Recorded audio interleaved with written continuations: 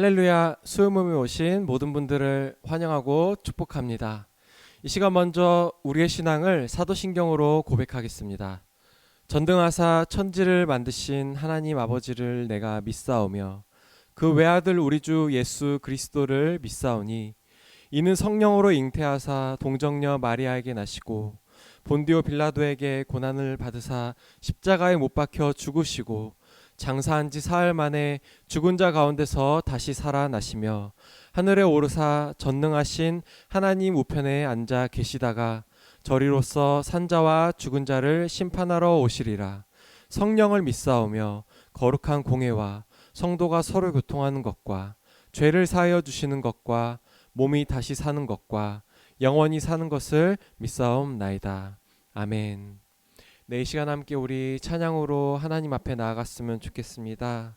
특별히 우리 주님만이면은 다른 것도 바꿀 것이 없다라는 그런 주님의 은혜를 따라 고백하며 함께 나 무엇과도 주님을 찬양하겠습니다.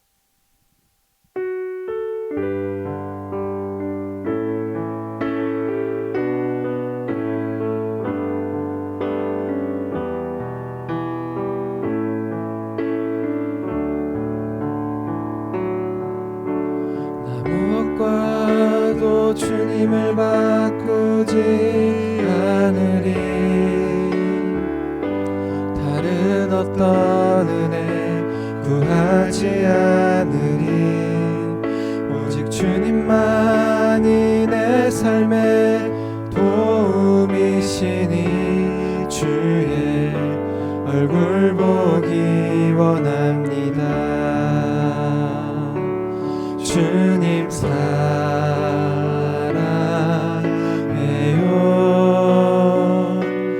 온 맘과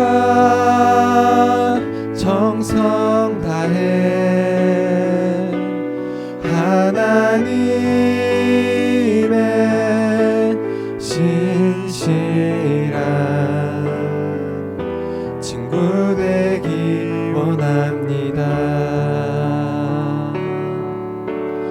무엇과도 주님을 바꾸지 않으리.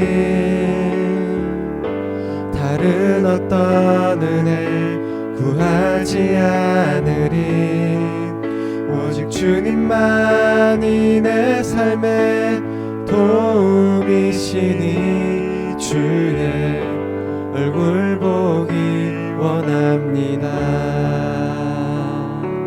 주님 사랑해요.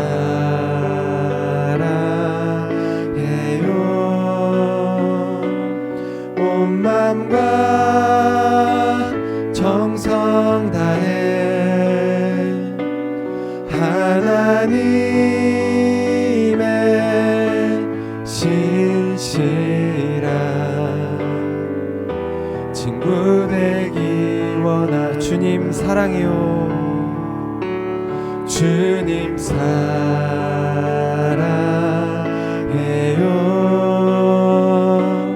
온 맘과 정성 다해 하나님의 신실한 친구 되기 원합니다. 정말로 우리 주님만을 사랑하고 온 마음과 정성으로 드리는 이 시간이 되었으면 좋겠습니다. 계속해서 우리 온 마음 다해 찬양하겠습니다.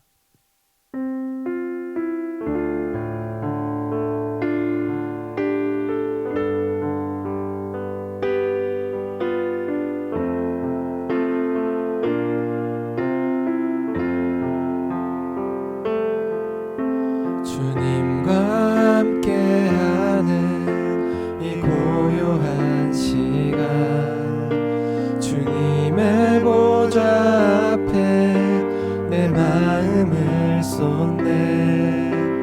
모든 것 아시는 주님께 감출 것 없네. 내 맘과 정성 다해 주 바라나이다. 온 맘 다해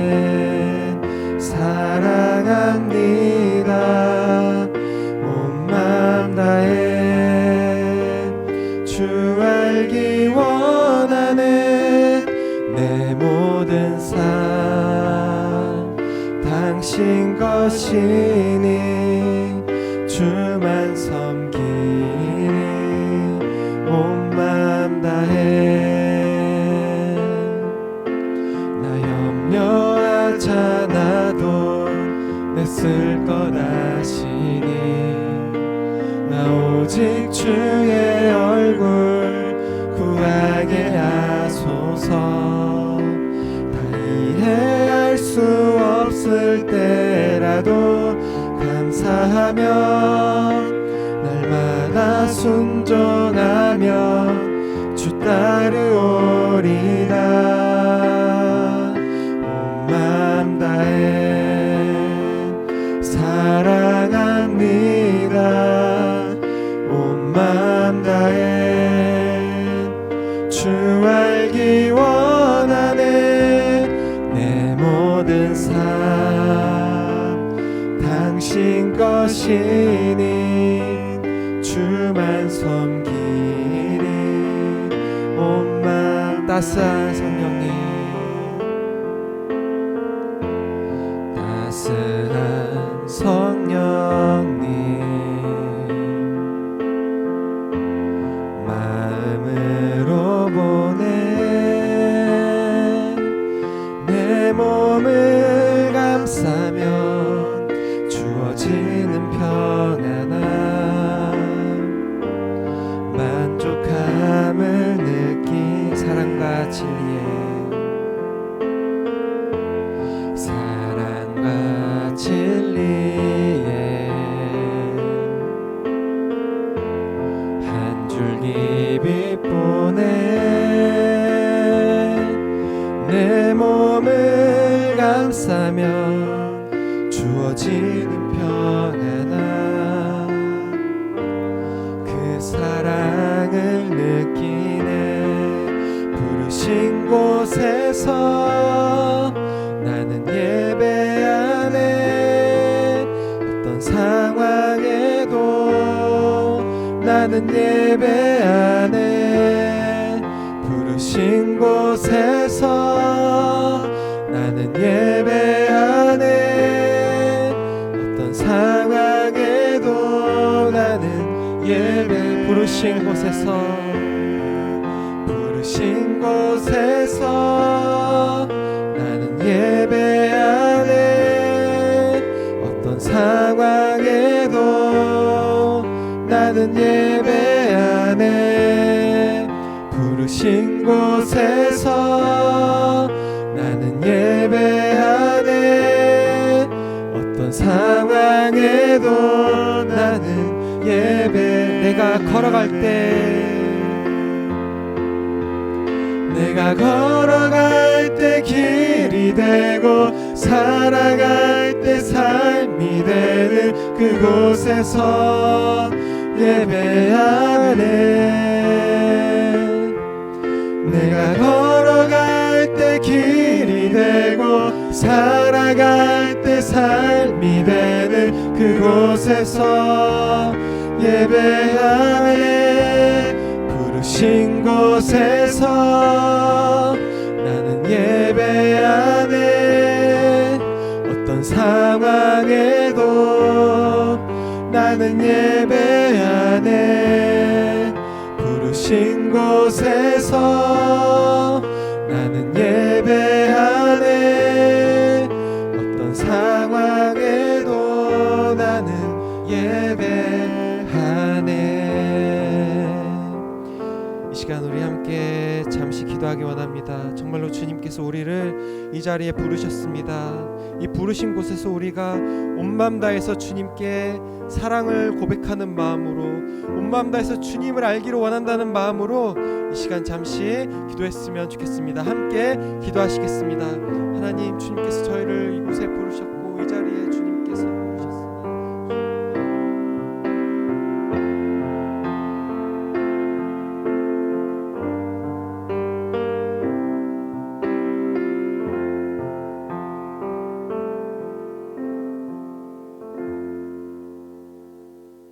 사랑의 하나님 감사합니다. 오늘 저녁에도 저희를 불러주셔서 이렇게 하나님 전에 나와 하나님의 말씀 보고 기도하고 찬양할 수 있게 허락해 주시면 감사합니다. 이 시간 우리 각 사람에게 하나님께 필요한 음성을 들려주시고 또 하나님께 베풀어 필요한 은혜를 주셔서 이 시간을 통해서 큰 힘과 위로를 얻는 시간이 될 수 있도록 주여 붙잡아 주시옵소서. 이 시간 우리의 심령을 붙잡아 주셔서 온전히 하나님 앞에 집중하게 도와주시고 하나님 앞에 나아가 하나님을 예배하는 시간이 될 수 있도록 주여 은혜를 더하여 주시옵소서. 특별히 우리 다윗에 대해서 배우게 됩니다. 하나님 정말 다윗이 하나님 앞에서 어떻게 쓰임받았는지 또 하나님께서 다윗의 인생에 어떤 은혜를 베푸셨는지 우리가 기억하게 도와주시고 그러한 은혜를 우리도 동일하게 사모함으로 이 땅을 살아가는 저희 모두가 될 수 있도록 주여 은혜를 더하여 주시옵소서. 하나님께서 마칠 때까지 함께 할 줄 믿사오며 모든 말씀 예수님의 이름으로 기도드립니다. 아멘. 오늘은 옥하는 목사님 다락방 교재 다윗이죠. 다윗의 20과 무서운 죄의 보응이라는 제목을 가지고 사무엘하 12장 14절부터 25절까지 말씀을 함께 살펴보도록 하겠습니다. 우리 서론을 같이 한번 읽어볼까요? 다윗은 하나님의 사랑을 누구보다 크게 입은 사람이었다. 이 사실은 그가 죽을 죄를 범하였음에도 불구하고 하나님께서 변함없이 그를 사랑하신 사실을 보아도 알 수 있다. 그런데 놀라운 일은 그를 용서하시되 그저 용서하시지 않으셨다는 점이다. 율법에서 요구하는 눈은 눈으로 이는 이로의 원칙을 엄하게 적용하시는 것처럼 보인다. 이것은 성경에 등장하는 다른 경건한 인물한테서는 찾아볼 수 없는 독특한 예가 아닌가 하다. 그래서 본문은 이해하기가 매우 어려운 내용에 속한다. 이 시간 우리는 다윗을 용서하시되 보응하시고 때리시되 위로하시는 하나님의 양면성을 통해 배워야 할 교훈이 무엇인지 겸허한 자세로 기다려야 하겠다. 예, 우리가 뭘 배웠냐면 다윗의 범죄에 대해서 배웠어요. 다윗이 범죄한 다음에 1년이 지난 다음에 나단 선지자가 찾아와서 책망을 하죠. 그러자 이런 책망을 듣고 다윗은 뭘 했어요? 하나님 앞에 회개했습니다. 그러자 하나님께서 그를 용서해 주셨어요. 여기까지가 우리가 지난 시간에 배운 겁니다. 그런데 단순히 용서는 해주셨는데 여기서 끝나지 않아요. 다윗이 범한 죄에 대해서 그 죄의 결과에 대해서 하나님께서 책임을 지도록 이렇게 하시는 모습을 오늘 본문을 통해서 배우게 됩니다. 그래서 하나님께서 다윗을 용서하셨지만 그에게 죄에 대한 책임을 지우는 그 모습을 통해서 우리가 배울 수 있는 점은 무엇인지 함께 이야기를 좀 나눠봤으면 좋겠습니다. 1번 문제 같이 한번 읽어볼까요? 다윗은 자기가 행한 악으로 인해 무슨 보응을 받아야 했는지 크게 세 가지로 정리하라. 예, 10절에 이렇게 돼 있죠. 이제 내가 나를 업신여기고 나를 업신여기고라는 단어에서 우리가 알 수 있는 건 뭐냐면 죄의 본질이에요. 모든 죄는 사람에게 한 것이지만 동시에 뭐예요? 하나님 앞에 범죄라는 거죠. 예를 들어서 다른 사람의 물건을 훔칩니다. 그런데 다른 사람 소유를 뺏었기 때문에 그 사람에 대한 범죄예요. 하지만 그 소유를 그 사람에게 주신 분이 누구예요? 하나님의 일이세요. 따라 다른 사람의 물건을 뺏은 것은 하나님의 주권과 하나님의 섭리를 무시하는 하나님의 권위를 무시하는 행동이에요. 그렇기 때문에 모든 죄는 하나님을 업신여기는 것임을 우리가 알 수 있습니다. 또한 동시에 이 업신여기라는 표현을 알 수 있는 건 뭐냐면 우리가 참 범죄하고 우리가 죄를 범하고 우리가 이렇게 잘못된 길로 갈 때 가장 아파하시는 분, 가장 속을 아파하시고 눈물을 주고 슬퍼하시는 분은 하나님이라는 거예요. 그래서 정말 부모가 자녀가 잘못된 길로 갔을 때 정말 눈물을 흘리며 기도하던 것처럼 정말 하나님께서 그런 아픔들을 갖고 계시다는 거죠. 그걸 외면한 거죠. 그러니까 범죄라는 것이. 그래서 뭐라고 얘기냐면 이제 내가 나를 업신여기고 햇사람 우리아 안에서 빼앗아 내 아내로 삼았은즉 뭐라고 얘기냐면 칼이 내 집에서 영원토록 떠나지 아니할 것이다. 칼이 너희 집안에서 영원히 떠나지 않을 것이다. 이 칼은 뭘 의미할까요? 칼은 싸움과 다툼 그리고 심하게는 이걸로 인한 죽음이 너희 집안을 떠나지 않을 것이다. 이렇게 경고하신 거죠. 경고하신 것. 그런 다음에 또 뭐라고 되냐면 11절에서는 첫 번째는 칼이에요. 칼. 그 다음에 11절에서 뭐라고 되어 있냐면 여호와께서 또 이와 같이 이루시기를 내가 너와 내 집에 재앙을 일으키고 내가 내 눈앞에서 내 아내를 빼앗아 내 이웃에게 주리니 그 사람들이 내 아내와 더불어 백주에 동침하리라. 우리아의 아내를 네가 빼앗았다고 그랬잖아요. 너도 동일하게 빼앗길 것이다. 아내를 네가 빼앗길 것이다. 라고 이야기를 하는 거죠. 그리고 세 번째는 뭐냐면 이 일로 말미암아 여호와의 원수가 크게 비방거리를 얻게 하였으니 당신이 낳은 아이가 반드시 죽으리라. 그리고 이 간음의 결과로 낳은 아이가 죽게 될 것이다 라고 이렇게 이야기를 해요. 첫 번째로는 뭘 얘기하냐면 칼, 그 다음에 아내를 빼앗길 것이다. 눈에는 눈, 이에는 이처럼. 그리고 너가 태어난 아이가 죽을 것이다. 사실 이것이 좀 이해가 안 되는 면이 있죠. 왜냐하면 다 범죄한 건 누구예요? 다윗이에요. 그런데 다윗은 살려줍니다. 그런데 오히려 다윗의 아들을 뭐예요? 죽이죠. 왜 이렇게 하셨을까? 이 부분에 대해서 우리가 정확히는 알 수 없어요. 다만 우리가 분명히 알 수 있는 건 뭐냐면 나중에 살펴보겠지만 이 아들의 죽음을 통해서 다윗이 엄청난 고통과 번뇌에 휩싸이게 된다는 사실이. 우리 2번 문제 같이 한번 읽어볼까요? 하나님이 선언한 재앙이 다윗의 집안에 어떻게 임하였는지 다음 본문을 가지고 간단히 말하라. 예, 간음에 대해서 뭐라고 했냐면 이 여자를 뭐 할 거라고 그랬어요? 빼앗길 것이다 라고 이야기를 했어요. 그런데 사무엘하 13장 14절에 보면 이렇게 돼 있어요. 암논이 그 말을 듣지 아니하고 다말보다 힘이 세므로 억지로 그와 동침하니라. 이 암논은 다윗의 아들이에요. 그리고 다말은 누구냐면 다윗의 또 다른 딸인데 이 암논과 다말은 엄마가 달라요. 그러니까 배다른 딸인 거죠. 그런데 이 암논이 다말을 뭐였어요? 억지로 강간을 한 거예요. 이 사건이 발생하게 됩니다. 뿐만 아니죠. 사무엘하에 보면 뭐라고 되냐면 이에 사람들이 압살롬을 위하여 옥상에 장막을 치니 압살롬이 나중에 이것은 다윗의 아들이에요. 아들인데 반란을 일으킵니다. 그래서 다윗을 죽이고 왕위를 차지하려고 그래요. 그래서 반란을 일으킨 다음에 뭐랬냐면 옥상에 장막을 치니 옥상은 우리가 우리아의 아내인 밧세바가 목욕하는 장면을 다윗이 옥상에서 보았죠. 그 자리에 뭘 쳤냐면 장막을 쳤어요. 그리고 압살롬이 온 이스라엘 무리의 눈앞에서 그 아버지의 후궁들과 더불어 동침하니라. 하나님이 예언하신 그대로 이루어진 거죠. 너의 아내를 빼앗아 다른 사람에 맡길 것이다. 특별히 그 당시에는 어떤 일이 있었냐면 이렇게 반란을 했거나 다른 나라를 침공을 해서 왕이 되잖아요. 그러면 자기가 왕이 됐다는 상징으로 이전 왕이 데리고 있던 후궁들과 이렇게 동침하고 이런 것들을 행했다고 그러더라고요. 자기의 권위를 보이기 위해서. 그렇게 압살롬이 그렇게 행한 거죠. 그래서 하나님께서 내 아들을 빼앗길 것이다 그랬는데 뭘 하게 된 거예요?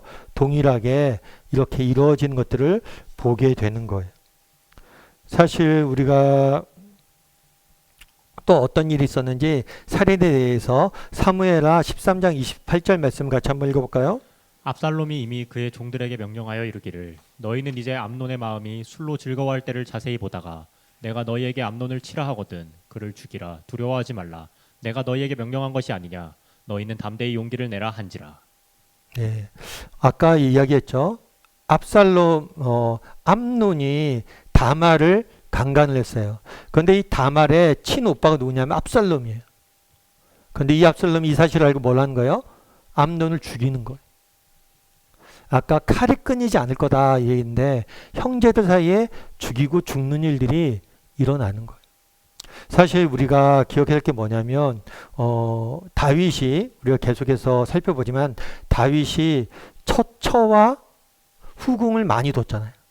세상 왕처럼 그렇게 하지 말라고 성경이 말하는 건 일부 일처제예요.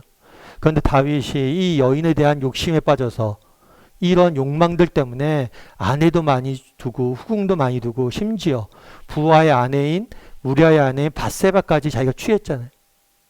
그 결과 어땠냐는 거예요. 자녀들이 많이 생겼잖아요. 근데 이 자녀들이 서로 배다르고 엄마가 다르니까 뭐예요? 서로 권력 투쟁하고 서로 다투고 싸우고 심지어 그들 중에 한 명은 왕위에까지 뭐예요? 침공하려고 하는 거죠. 아버지의 왕위까지 뺏으려고 그랬던 거죠. 그래서 다윗이 정말 이렇게 뭘 한 거예요? 욕심과 성적인 욕심과 욕망에 빠져서 정말 아내를 두고 후궁을 두고 딴 여자를 뺏고 막 그런 과정 속에서 뭘 하는 거예요? 계속 이런 비극들이 생겨나는 거죠. 그래서 사무엘하도 이렇게 돼 있어요. 요압이 이르되 나는 너와 같이 지체할 수 없도다 하고 손에 작은 창셋을 가지고 가서 상수의 나무 가운데서 아직 살아있는 압살롬의 심장을 찌르니 압살롬이 반란을 일으켰잖아요. 반란을 일으켰는데 이게 실패로 끝납니다. 그런데 실패로 끝났는데 다윗은 아버지잖아요. 그래서 압살롬을 살려주고 싶었어요. 그런데 다윗의 신하였던 요압은 그렇게 되면 나중에 또 문제가 생긴다고 판단했어요. 그래서 압살롬을 죽이죠. 그래서 다윗은 아들들끼리 싸우는 모습들을 보게 될 뿐만 아니라 아들이 반란하는 모습을 보게 될 뿐만 아니라 아들이 결국에 죽는 모습까지 보게 되는 거죠. 열왕기 상에서 뭐라고 되냐면 그러므로 이제 나를 세워 다윗의 왕에 오르게 하시고 허락하신 말씀대로 나를 위하여 집을 세우신 여호와께서 살아 두심을 두고 맹세하노니 아도니아는 오늘 죽임을 당할 것이다. 솔로몬이 왕위가 됐습니다. 왕이 올랐어요. 다윗의 후임으로. 그런 다음에 뭘 하냐면 다른 다윗의 아들인 아도니아를 죽여요. 왜냐하면 자신의 왕권을 확립하기 위해서. 그래서 앞서 이야기했던 것처럼 정말 다윗이 철을 두고 후궁을 두고 다른 사람의 아내를 빼앗고 이런 욕망과 욕심에 의해서 많은 범죄를 했는데 그 결과 뭐예요? 그 자녀들이 서로 다투고 싸우고 죽이고 왕권을 이루기 싸우기 차지하기 위해서 막 끊임없이 분란이 일어나는 모습을 보게 되는 거죠. 그래서 성경은 분명히 경고를 해요. 너희가 비록 이스라엘의 왕을 세우지 말 건데 만에라도 왕을 세우면 절대 이방인들처럼 처와 후궁을 두지 마라. 많이 두지 마라. 그런데 그 부분에 대해서 다윗이 이러한 성적인 욕구나 욕망에 빠져서 많은 여인들을 부인으로 둔 거죠. 그 결과 너무나 큰 비극들이 이렇게 일어나는 거죠. 그리고 세 번째 이야기가 밧세바가 낳은 아들이죠. 3번 문제 같이 한번 읽어볼까요? 밧세바가 낳은 어린아이는 어떻게 되었는가? 예, 15절에서는 뭐라고 되어 있을까요? 15절 같이 한번 읽어볼까요? 나단이 자기 집으로 돌아가니라. 우리아의 아내가 다윗에게 낳은 아이를 여호와께서 치심해 심히 앓는지라. 예, 나단이 경고를 했죠. 책망을 했습니다. 책망을 하고 경고를 했어요. 그리고 돌아갔어요. 그런 다음에 시간이 흐른 다음에 우리아의 아내가 아이를 낳았어요. 그런데 이 아이가 태어나자 뭐예요? 심각하게 앓았어요. 그리고 18절에 이렇게 됐죠. 1회 만에 그 아이가 죽었다. 그러니까 7일 만에 그 아이가 죽은 거예요. 이스라엘은 전통적으로 어떻게 되냐면 아이가 태어나면 8일 후에 뭘 하냐면 할례를 행해요. 그런데 이때 이름을 지어줍니다. 그런데 이 아이는 7일째 되는 날 죽었어요. 그래서 할례도 받지 못하고 이름도 얻지 못했어요. 그리고 죽게 된 거죠. 그래서 결국엔 아이가 뭘 한 거예요? 예언대로 죽게 된 거예요. 4번 문제 같이 한번 읽어볼까요? 우리가 위에서 검토한 말씀을 통해 분명히 발견할 수 있는 사실은 다윗이 용서를 받았으나 그 죄값을 톡톡히 치루었다는 것이다. 이 사실에 대해 각자가 느끼는 바를 솔직하게 나누어 보라. 예, 각자 느끼는 점들을 솔직하게 우리가 좀 나눠볼 필요가 있는 것 같아요. 어떤 생각이 드는지. 오늘 과의 제목이 이거잖아요. 무서운 죄의 보응이잖아요. 결국에 사실은 우리가 죄에 대해서 그렇게 소홀히 여기면 안 돼요. 죄에 대해서 그냥 소홀히 여기면 안 되고 정말 죄에 대해서 무서워할 수 있어야 돼요. 죄가 얼마나 나쁜 것이고 죄의 결과가 얼마나 무서운 것인지 우리가 알아야 돼요. 여러분 밀항이라는 영화를 아시죠? 밀항이라는 영화의 대충의 스토리는 이런 거예요. 어떤 엄마가 있어요. 근데 딸이 있어요. 이 딸을 뭐 한 거예요? 살인자가 죽입니다. 살인을 해요. 그리고 이 살인자는 뭘 하냐면 감옥에 가요. 딸이 죽은 이후에 엄마가 얼마나 상심이 컸겠어요. 날마다 눈물로 보내죠. 그러다가 믿음을 갖게 됩니다. 그래서 믿음을 갖게 되고 뭘 하냐면 믿음 가운데 이 살인자를 용서하기로 결정을 해요. 그래서 살인자에게 면회를 갑니다. 사실 이게 쉽지가 않잖아요. 내 딸을 죽인 아이를 용서하는 것도 쉽지 않고 그에게 면회를 가서 용서한다고 말하는 것도 쉽지 않아요. 근데 면회를 갔는데 이 살인자가 뭐라고 그러냐면 감옥에 가서 이 사람도 예수님을 믿은 것 같아. 그래서 뭐라고 얘기냐면 환하게 웃으면서 나 이미 용서받았다고. 그랬더니 어머니가 그런 거죠.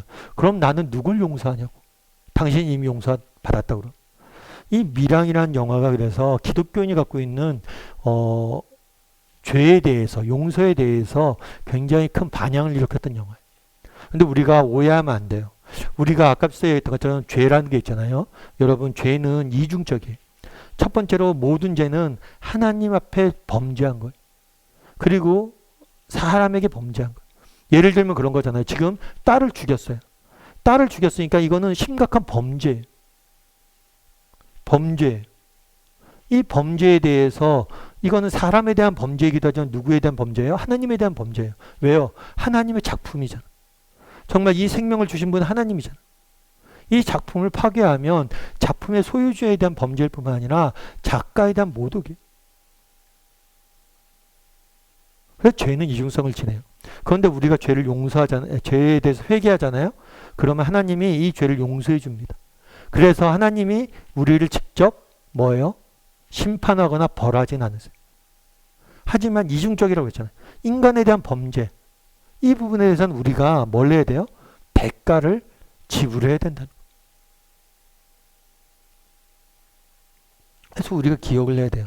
내가 어떤 죄를 범하고 우리 하나님 앞에서 회개해야 됩니다. 그런데 정말 하나님 앞에서 회개했을 때 하나님이 우리의 죄를 용서해 주세요. 정말 이것이 얼마나 큰 은혜인지 알아야 돼요. 여러분 어떤 사람이 죄를 범했잖아요. 잘못했어요. 내가 잘못했어요.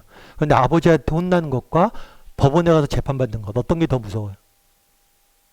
법원에 가서 재판받는 게 더 무섭죠. 아버지한테 혼나는 건 그래도 아버지가 날 사랑하니까. 그런데 법원에 가서 재판받는 건 쉬운 일이 아니죠. 법대로 받는 거잖아요. 왜 법원에 가면 재판받는 게 무섭습니까? 법정의 권위 때문에 그래요. 정말 여러분 법정의 권위로 인해서 우리가 재판받는 것보다 하나님은 이 세상 모든 만물을 다스리는 권위를 가지신 분이에요. 그분이 정말 우리에게 심판하시고 우리 죄에 대해서 벌한다고 생각해 보세요. 그분의 진노를 우리가 받는다고 생각해 보세요. 그건 정말 인간이 못 받아요. 그런데 하나님 앞에 회개하면 하나님이 더 이상 우리에게 진노하지 않습니다. 우리의 죄를 용서해 주세요. 다만 그렇지만 우리가 알아야 할 게 뭐예요? 사람에게 우리가 범죄했잖아요. 그런 것들 대가를 지불해야 되죠. 여러분 죄와 죄의 결과에 대해서 관가하면 안 됩니다. 하나님은 분명히 다윗을 용서해 줬어. 하지만 다윗이 그동안 뿌려놓은 게 있잖아요. 그거에 대해서 수습을 해야 되는데 수습이 안 되는 거잖아요. 지금. 그래서 우리가 죄를 짓지 말아야 돼요. 죄에 대해서 우리가 무섭게 생각을 해야 돼요. 죄의 결과가 얼마나 무서워요. 다윗이. 그 아들 될 때까지 와서 서로 싸우고 죽이고 이 말일들이 엄청나게 일어나는 거죠. 5번 문제 같이 한번 읽어볼까요? 하나님은 용서하실 뿐 아니라 그 죄의 값을 더 이상 요구하지 않으신다. 예수 그리스도가 십자가에서 그 죄값을 다 치르셨기 때문이다. 그래서 예수는 우리에게 기쁜 소식이 되는 것이다. 다음 성구를 가지고 완전 용서의 은혜를 다시 한번 확인하라. 예, 5번 문제 쭉 깁니다. 기니까 여러분 한번 읽어보세요. 읽어보시고 읽는 내용의 핵심은 그런 거예요. 사실 하나님께서는 제가 지난번에 한번 이야기했지만 우리 하나님께서는 그런 분 아니에요. 그러니까 예를 들어서 어떤 아버지가 있었는데 아들한테 그런 얘기를 한 거예요. 야, 너 자꾸만 잘못하고 애가 나쁜 짓 많이 하니까 너 그러면 안 된다. 나중에 이렇게 천국에 가려면 우리가 사닥다리를 타고 올라가야 되는데 하나님께서 우리가 죄를 범할 때마다 이 사닥다리에 있는 이 다리를 하나씩 뺀다는 거예요. 그럼 너 나중에 죄 많이 지으면 하늘에 못 올라가. 이렇게 이야기를 한 거죠. 그런데 이제 죄를 범하지 말라고 경고한 건 좋은데 우리 하나님이 이런 분은 아니에요. 우리가 죄를 범할 때마다 기다렸다가 벌하고 죄를 지으면 벌하고 이런 분은 아니에요. 우리 하나님 용서와 은혜가 많으신 분이에요. 그럼에도 불구하고 우리가 기억할 것이 있어요. 죄의 결과를 관가해서는 안 된다는 거. 그러면서 이 앞부분에 얘기한 게 뭐냐면 다윗은 아마 특별하게 하나님께서 이렇게 다루신 것 같다라고 이야기를 하는 거예요. 그러면서 뭐라고 얘기하냐면 우리 하나님은 그런 분이 아니다. 왜냐하면 우리를 용서하시는 분이다. 시편 103편 120편에는 이렇게 돼 있어요. 동이 서에서 먼 것 같이 우리의 죄가를 우리에게서 멀리 하셨은즉. 동이 서에서 먼 것 같이 이야기를 하죠. 여러분 동쪽과 서쪽이 만날 수 있나요? 못 만나요. 이거는 측량할 수 없는 거리예요. 그만큼 하나님께서는 우리의 죄를 그렇게 용서하신다는 걸. 뿐만 아니라 이사야서 43장 25절 이렇게 돼 있어요. 나 곧 나는 나를 위하여 내 허물을 도말하지 하는 자니 내 죄를 기억하지 아니하리라. 허물을 도말하다. 이 도말이라는 표현이 되게 어려운 단어인데요. 이 말은 어떤 의미냐면 이렇게 벽에 나쁜 게 더러운 게 묻잖아요. 그러면 칠을 통해서 그걸 덮는 거예요. 그리고 어떤 것이 있으면 상에 덮개를 덮잖아요. 이렇게 덮는 거예요. 칠을 지워서 칠을 내서 없애거나 덮는 것 이런 걸 도말한다고 그래요. 우리가 죄가 있죠. 죄가 있지만 이 죄가 없는 것처럼 덮는다는 거. 왜요? 나를 위해서. 하나님의 자비하심을 위해서. 으로 인해서 우리가 어떤 자격이나 능력이 있어서 우리의 죄를 덮어주는 게 아니에요. 그저 하나님이 자비하셔서 우리의 죄를 용서하신다는 거예요. 그런데 예레미야에 보면 또 이렇게 이야기해요. 하나님 여호와께서 이 백성에 대하여 이와 같이 말씀하시되 그들이 어그러진 길을 사랑하여 그들의 발을 멈추지 아니하므로 여호와께서 그들을 받지 아니하고 이제 그들의 죄를 기억하시고 그들을 벌하셨으리라. 기억하시고 벌한다고 이야기해요. 어떨 경우에 그들이 회개하지 않으면. 그러니까 무작정 용서하시는 게 아니에요. 정말 하나님 앞에 나와서 진정으로 회개할 때 하나님께서 용서하시는 거예요. 그럼 용서의 근거는 뭐냐? 로마서 4장 25절에서는 이렇게 됐죠. 예수는 우리의 범죄함 때문에 내줌이 되고 우리의 의롭다 하심을 위해서 살아나셨느니라. 예수님의 십자가의 죽음을 통해서 우리의 죄값을 치르신 거죠. 그래서 제가 늘 말씀드린 이게 자리바꿈의 원리예요. 예수님은 의인이시잖아요. 의인이신 예수님께서 죄인을 대신해서 십자가에 죽으심으로 죄인인 우리가 의인의 자리에 갖는 거죠. 그래서 이것을 뭐라고 표현하냐면 덧입다라고 표현해요. 의인의 옷을 덧입다. 그래서 이게 도말이랑 똑같은 의미예요. 그래서 십자가의 죽으심의 근거에서 우리의 죄를 용서해 주신다는 거예요. 6번 문제 같이 한번 읽어볼까요? 당신은 자신이 범한 과거의 죄 때문에 어떤 보응이 따르지 않을까 하는 불안이나 공포를 가지고 시달린 일은 없는가? 그리고 있었다면 그것이 신앙생활에 어떤 영향을 미쳤다고 생각하는가? 네. 우리가 기억해야 될 게 뭐냐면 그런 경우도 있을 거예요. 죄를 지어요. 죄를 지으면 우리가 뭘 해야 되냐면 두 가지 선택길이 있어요. 그냥 가만히 죄 속에 살아요. 그럼 뭐라 한다고 그랬어요? 예레미야에서 하나님께서 우리를 뭐 한다고요? 벌하실 것이다. 그런데 우리가 뭐예요? 회개를 하고 하나님의 용서를 구합니다. 그럼 하나님께서 뭘 해요? 우리의 죄를 용서하세요. 다만 앞서 이야기했던 것처럼 죄의 결과에 대해서 정말 용서를 하지만 죄의 결과에 대해서 뭐예요? 우리가 그 결과에 대해서는 져야 될 부분들이 있어요. 예를 들어 이렇게 나무가 있으면 우리가 못을 박잖아요. 못을 박으면 이 못을 빼요. 잘못 못을 박으면 빼요. 그럼 못이 없어지죠. 하지만 상처는 남잖아요. 이 부분에 대해서는 우리가 뭘 해야 돼요? 채워가야 돼요. 다만 우리가 기억할 건 뭐냐면 우리는 용서하신다는 거, 하나님께 용서하시고. 그래서 우리가 과거에 죄를 졌어요. 그럼 우리가 기억할 건 뭐냐면 우리가 진심으로 회개해야 돼요. 회개하면 뭘 구해야 돼요? 하나님이 용서하실 것을 깨닫게 돼요. 그리고 진정으로 회개하는 사람들에게서 나타나는 특징은 뭐예요? 이 죄의 결과를 뭐 하려고 그래요? 회복하려고 노력을 하겠죠. 내가 누구한테 잘못했어요. A라는 사람이 잘못했어요. 근데 내가 정말 이거 잘못인 걸 깨달았어요. 하나님 앞에 용서를 구해요. 그럼 그 A한테 가서도 뭐예요? 사과를 해야 되잖아. 이게 책임을 지는 거예요. 책임을. 그래서 우리가 하나님께서 정말 우리의 죄를 용서하시지만 우리가 이 부분에 책임을 져야 돼요. 그런데 우리가 기억할 것은 있어요. 하나님께 용서하신다는 거예요.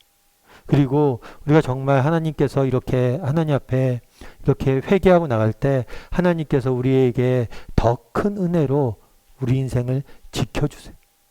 그 부분에 대해서 이제 확신을 하라는 거죠. 그래서 한번 이런 이야기가 없는지 죄에 대한 보응을 따르지 않을까 불안하거나 공포를 가진 적이 없는지 한번 이야기를 나눠보세요. 근데 하나님께서는 이렇게 우리에 대해서 정말 용서하시는 분이시지 우리의 죄에 대해서 정말 벌을 내리시고 하나님께서 벌을 내리시고 그러시진 않아요. 7번 문제 같이 한번 읽어볼까요? 밧세바가 낳은 아이가 죽게 되자 다윗이 취한 행동은 매우 감동적이면서 흥미롭다. 그 내용을 간단히 요약하라. 뭐냐면 다윗이 어떻게 했냐면 다윗이 그 아이를 위하여 하나님께 간구하되 지금 아이가 죽게 되었어요. 그러니까 앓기 시작한 거예요. 태어나자마자. 그래서 아이가 앓자 아이를 위해서 뭐 한 거예요? 기도한 거예요. 특별히 뭐를 했다고 그랬어요? 금식했다고 그랬어요. 금식. 정말 그렇게 간절하게 기도한 거죠. 간절히 기도했어요. 그 집의 늙은 자들이 그 곁에 서서 다윗이 땅에서 일으키려고 하되 왕이 듣지 아니하고. 그러니까 그 집의 늙은 자들이 아마 다윗을 시종드는 사람들이겠죠. 지혜자들. 늙은 자들은 성경에서 지혜로운 사람들이거든요. 지혜자들이 보좌관들이 있었던 것 같아요. 보좌관들이 왕의 체면이 있잖아요. 보좌관들이 다윗에게 그러지 말라고, 당신의 체면이 있는데 어떻게 이렇게 기도하냐고. 그런데 뭘 한 거예요? 계속해서 기도한 거예요. 먹지도 않고. 그런데 뭐 했다고 해서 이래 만에 아이가 죽었어요. 이런 기도에도 불구하고 아이가 죽은 거죠.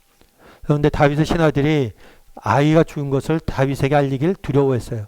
왜냐하면 그가 상심할까 봐, 상심이 클까 봐 못 알렸어요. 그러자 다윗이 눈치를 챈 거죠. 그 아이가 죽은 줄 깨달았고 뭐라고 묻는 거예요? 아이가 죽었느냐? 그랬을 때 죽었나이다 라고 답한 거예요. 그러자 다윗이 어떻게 했을까요? 일어나 몸을 씻고 몸을 씻었어요. 그리고 기름을 발랐어요.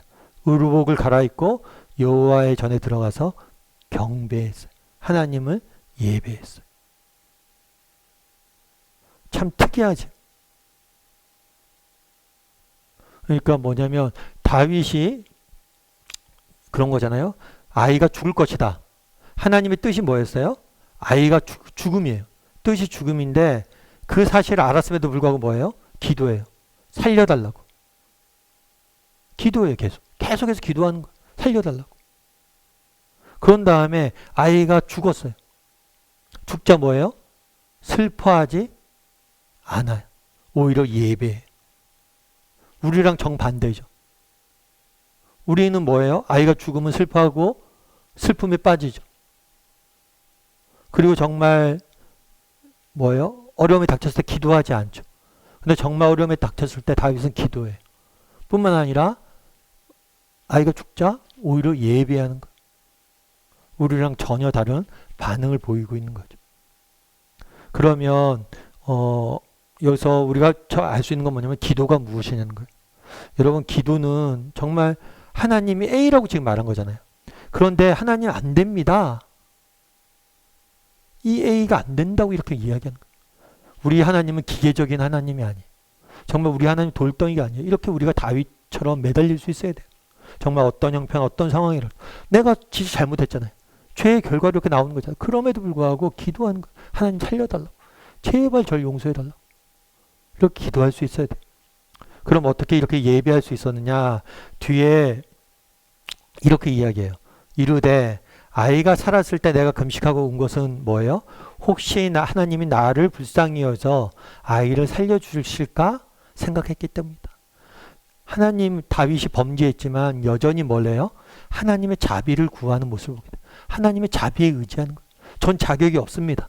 하지만 제발 저를 불쌍히 여겨달라고. 하나님의 자비를 구한 거예요. 그런 다음에 지금은 죽었으니 내가 어찌 금식하랴?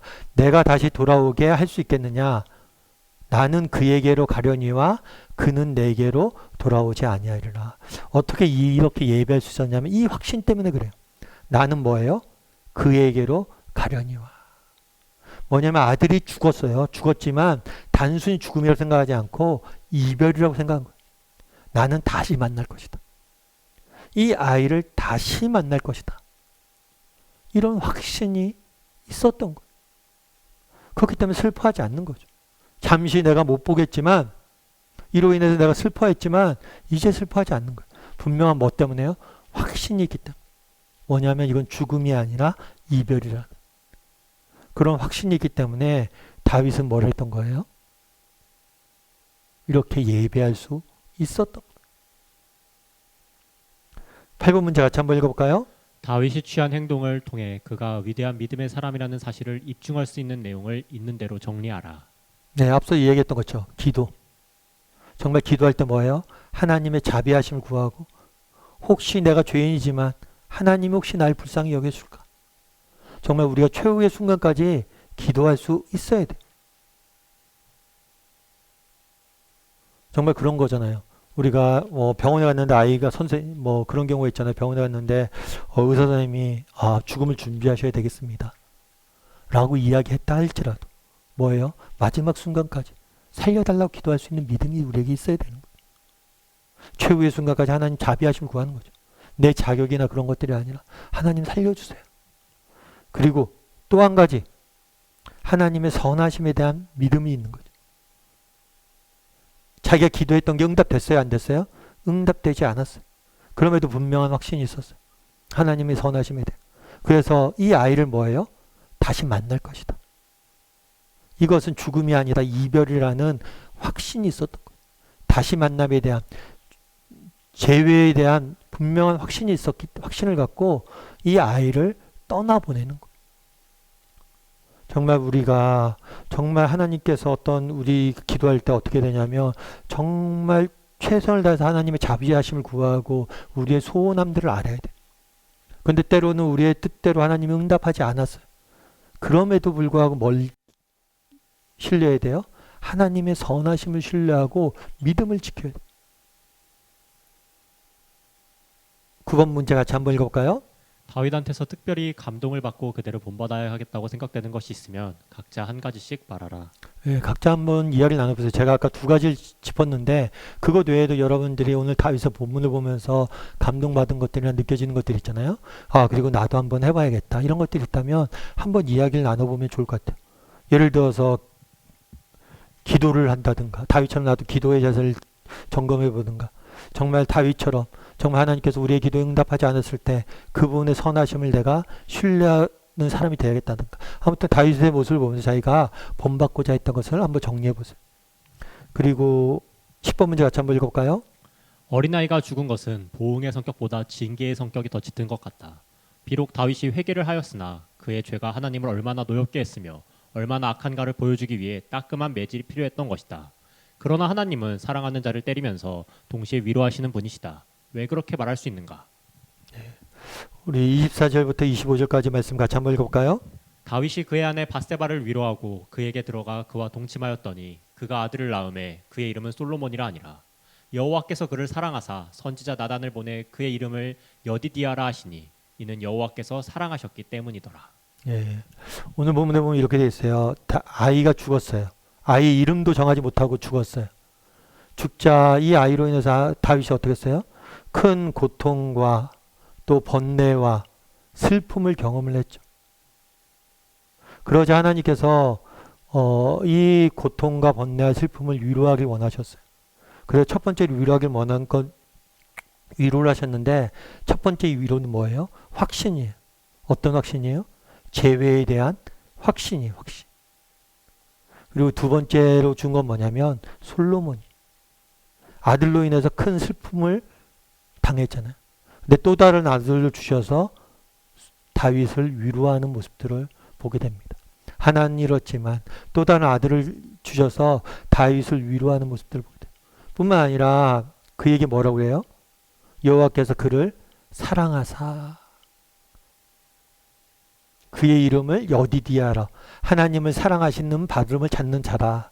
이 아이의 이름을 여디디아로 별명을 붙여주면서 솔로몬은 나의 사랑을 받는 자다 라는 확신을 준 거죠. 여러분 여전히 솔로몬 사랑하고 너를 사랑한다 라는 확신을 준 거예요. 그래서 앞서 얘기했지만 우리 하나님께서 분명히 죄를 지었잖아요. 그럼 죄에 대해서 결과에 대해서 우리가 어느 정도 책임져야 될 부분을 책임져야 됩니다. 그런데 그 부분에 대해서 뭘 하는 거예요? 하나님께서 뭘 하는 거예요? 더 큰 위로로 우리 인생을 덮어주시는 거예요. 그걸 여러분들이 기억을 해야 돼요. 이게 그래서 그래도 목사님 아들을 죽이는 거 좀 심하지 않습니까? 아들은 아무것도 잘못 없는데 이런 의문이 들 수 있죠. 그거는 저희가 해답은 확실히 알 수는 없어요. 그런데 아까서 얘기했던 것처럼 아들은 죽은 게 아니에요. 잠시 헤어져서 하나님 품 안에 있는 거지. 태어나자마자 하나님 품에 간 거지. 그래서 영원토록 살 거예요. 아들은 죽은 게 아니에요. 이별한 거지. 나중에 이제 여러분들 욥기를 나중에 한번 읽어보세요. 욥이 엄청난 고난을 당하잖아요. 그래서 재산을 다 잃고 자녀들 다 잃습니다. 그런데 욥이 나중에 하나님이 욥을 다시 위로하세요. 그러면서 재산을 2배를 주세요. 자기 가지고 있던 재산을 2배를 주세요. 그런데 자녀는 2배를 안 주세요. 1배만 주세요. 그러니까 10명의 자식이 있으면 10명의 자식을 더 주시는 거죠. 왜 재산은 2배를 줬는데 자녀는 1배만 줬을까요? 그 자녀들이 하늘나라에 살아 있기 때문이에요. 하늘나라에서 만날 거기 때문이에요. 그래서 자녀를 2배를 주신 건 똑같은 거죠. 그래서 우리가 기억해야 할 게 뭐냐면 이 땅의 삶만 보면 아들이 죽었으니까 이건 잘못된 것 같다 이야기하지만 긴 관점에서 보면 이 아들은 죽은 게 아니야. 하나님이 데려가신 거지. 하나님 품 안에서 기쁨 가운데 있는 거지. 그리고 뭐 이 땅의 삶을 누리지 못했지만 더 좋은 곳에 가 있는 거죠. 그리고 우리를 다시 만날 거죠. 아무튼 그날에 하나님께서 이런 위로를 주셨어요. 그리고 아까 그런 이야기 있었잖아요. 칼이 끊이지 않을 것이다. 그럼에도 불구하고 영원히 라는 약속을 하셨잖아요. 영원히. 분명 싸움도 있고 다툼도 있고 아픔도 있지만 내가 너의 왕위를 영원히 지킬 것이다. 너의 후손의 너의 왕국을 영원히 내가 든든히 할 것이다. 이 약속은 변하지 않아. 어려움은 있겠지만 끊임없이 끝까지 너의 왕국을 질 것이다. 이런 칼과 어려움들이 있어요. 그렇다고 해서 망하진 않아요. 그래서 정말 우리가 어떤 죄에 대해서 그러니까 이걸 통해서 우리가 알 수 있는 것은 무조건 죄는 무서워야 돼. 짓지 말아야 돼. 그렇다면 지었을 때 어떻게 되냐? 무조건 회개해야 돼. 하나님 앞에 용서를 구해야 돼. 그럼 하나님께서 더 큰 위로로 우리를 책임져 준다는 거. 우리 11번 문제 같이 한번 읽어볼까요? 당신은 한 손에 매를 다른 손에 사과를 들고 계시는 사랑의 하나님을 체험한 일이 있는가? 한 손에 매를, 한 손에는 상을 주시는, 위로를 주시는 하나님의 사랑을 체험한 적이 있는가? 체험한 적이 있죠. 여러분도 한번 나눠보세요. 저도 체험한 적이 있었던 것 같아요. 저는 뭐 그런 거잖아요. 우리가 아이들을 뭐 예를 들어서 그런 거예요. 저 같은 경우에도 대학교 다닐 때 하나님을 떠났어요.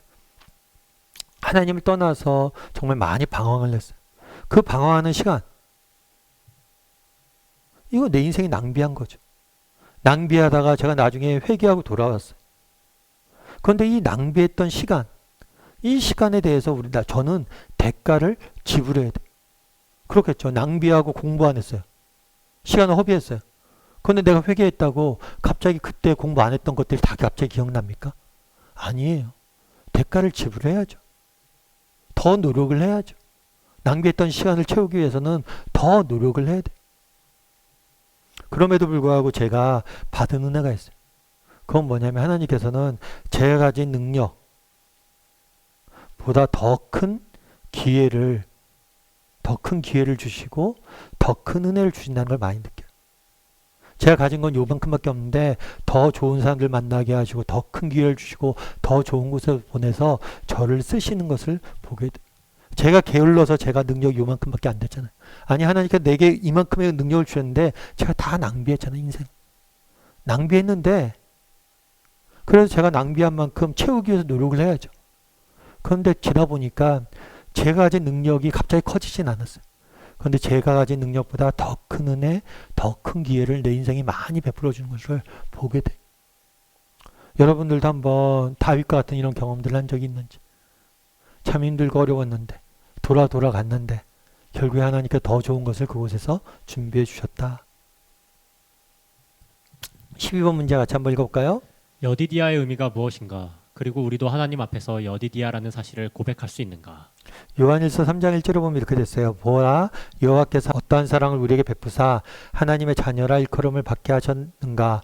우리도 그러하도다. 그러므로 세상이 알지 못함을 그를 알지 못함이라. 하나님 뭐예요? 어떠한 사랑으로 우리에게 베푸사 자녀로 삼아 주셨는가? 뭐냐면 우리가 하나님의 자녀 됐잖아요. 이게 정말 엄청난 하나님의 사랑을 받고 있다는 거라. 그날에 솔로몬에게 여디디아라고 이야기한 것처럼 우리도 각자의 이름이 있지만 우리의 별명은 뭐예요? 여디디아다. 하나님의 사랑을 받은 자다. 그렇죠. 우리가 얼마나 이 땅에 살면서 죄와 잘못을 많이 합니까? 그런데 그것들을 하나님께 가져가면 그분이 더 큰 은혜로 덮어주잖아요. 더 큰 은혜로 덮어줘요. 더 큰 은혜로 덮어줘요. 전 정말 이것들 아까도 얘기했지만 평생 느껴요. 매 순간순간 느껴요. 우리가 얼마나 부족해요. 얼마나 게을러요. 우리가 얼마나 악해요. 그런데 나의 게으름과 악함을 그대로 하나님께서 그냥 많이 덮어주세요. 많이 덮어주세요. 그래서 제가 하루하루 살아가는 거예요. 그런 사랑받는 자라는 것을 우리가 늘 기억했으면 좋겠어요. 자, 이 시간 우리 함께 기도했으면 좋겠는데요. 기도하실 때 오늘 말씀 기억하면서 함께 기도했으면 좋겠습니다. 그날에 정말 오늘 과의 제목이 그거잖아요. 무서운 죄의 부흥이. 정말 우리가 이걸 알아야 돼. 죄에 대해서 우리가 무서워야 돼. 함부로 죄 지으면 안 됩니다. 정말 죄의 결과가 얼마나 무서운 줄 알고 우리가 두려움을 가져야 됩니다. 그런데 우리가 이 땅 살다 보면 정말 그래서 먼저 기도할 것은 나로 하여금 이 죄에 대한 무서움을 깨닫게 해달라.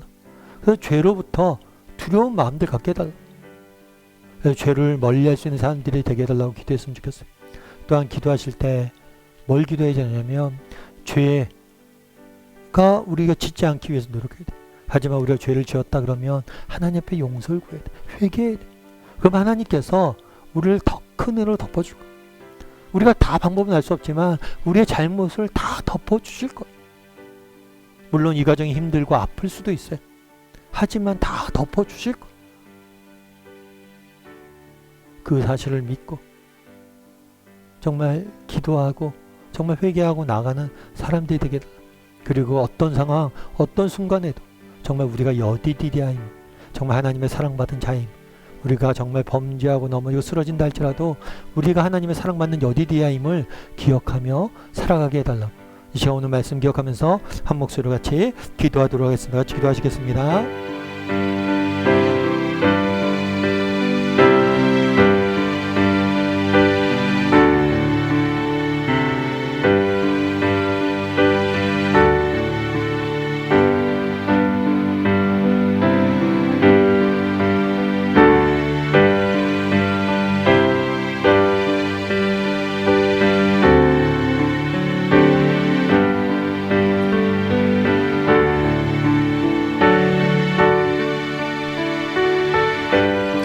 사랑의 하나님, 정말 그날의 다윗의 정말 자신의 잘못을 인해서 그 결과로 인해서 어떤 아픔과 또 고통과 번뇌의 시간들을 살아갔는지 돌아보게 됩니다. 정말 죄의 무서움들을 깨닫게 도와주시옵소서. 정말 몸에 상처가 나면 정말 그 상처를 정말 우리가 고치기 위해서는 꼬매고 자르고 해야 됩니다. 그냥 그 상처가 그냥 살이 나지 않아요. 그 사실을 기억하고 정말 죄의 결과가 얼마나 무서운지 기억하고 죄를 멀리할 수 있는 우리 모두가 되게 주여 붙잡아 주시옵소서. 그런데 이 땅을 살다 보니 우리가 때론 죄를 지을 때가 있습니다. 그럴 때라도 하나님 앞에 가서 용서를 구할 수 있는 사람이 되게 도와주시옵소서. 그러면 비록 아프겠지만 우리 하나님께서 그 상처난 부분을 잘라내고 꼬매고 덧 입히셔서 낫게 하실 것입니다. 더 큰 은혜로 우리 인생을 지켜주실 거예요. 그런 믿음을 가지고 하나님 앞에 용서를 구할 수 있는 우리 모두가 될 수 있도록 주여 은혜를 더하여 주시옵소서. 아버지 또한 우리도 다윗처럼 기도하길 원합니다. 그리고 다윗처럼 하나님의 선하심을 신뢰하길 원합니다. 그래서 이 험한 세상을 살면서 정말 기도하며 하나님의 선하심을 신뢰하며 정말 우리가 여디디아임을 기억하며 날마다 살아갈 수 있는 우리 모두가 될 수 있도록 주여 붙잡아 주시옵소서. 이번 한 주간도 우리의 인생을 지킬 줄 믿사오며 모든 말씀 예수님의 이름으로 기도드립니다. 아멘. 하늘에 계신 우리 아버지여, 이름이 거룩히 여김을 받으시오며 나라의 마옵시며 뜻이 하늘에서 이루어진 것 같이 땅에서도 이루어지이다. 오늘날 우리에게 일용할 양식을 주옵시고 우리가 우리에게 죄 지은 자를 사하여 주는 것 같이 우리의 죄를 사하여 주옵시고 우리를 시험에 들게 하지 마옵시고 다만 악에서 구하옵소서. 대개 나라와 권세와 영광이 아버지께 영원히 싸움나이다. 아멘.